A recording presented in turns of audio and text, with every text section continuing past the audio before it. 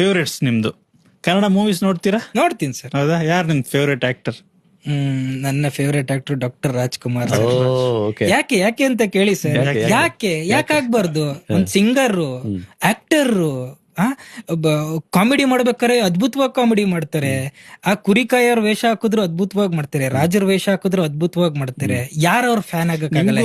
ಒಂದ್ ಸಾಮ್ಯತೆ ಇದೆ ಗೊತ್ತಾ ನಿಮ್ಗೆ? ಸುಮ್ನಿರಿ ಸರ್, ಹೇಳ್ತೀನಿ ಕೇಳಿ. ಸುಮ್ನಿರಿ ಸರ್. ಅವರು ಅಭಿಮಾನಿಗಳು ನಮ್ಮ ದೇವ್ರು. ನಮ್ ದೇವ್ರು. ಡಾಕ್ಟರ್ ರಾಜ್ಕುಮಾರ್ ಎಲ್ಲಿ, ನಾನೆಲ್ಲಿ?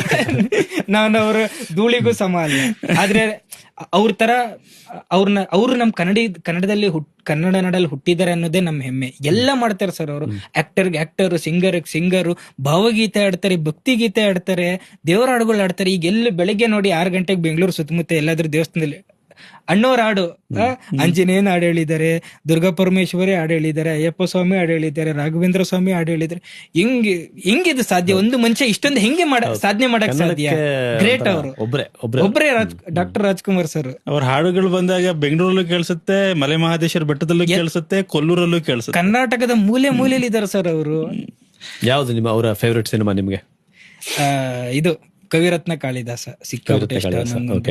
50ಕ್ಕಿಂತ ಜಾಸ್ತಿ ಸಲ ನೋಡಿ. ಹೌದಾ? ಹಾ ಸರ್, ಸ್ಕ್ರಾಚ್ ಜೀರೋ ಏನು ಇಲ್ಲ ಪಾಪ. ಅವರು ಅವಿದ್ಯಾವಂತನ ಕ್ಯಾರೆಕ್ಟರ್ ಮಾಡಿದ್ದಾರೆ, ಕುರಿ ಕಾಯೋ ಕ್ಯಾರೆಕ್ಟರ್ ಮಾಡಿದ್ದಾರೆ. ಅಲ್ಲಿಂದ ಹಿಡಿದು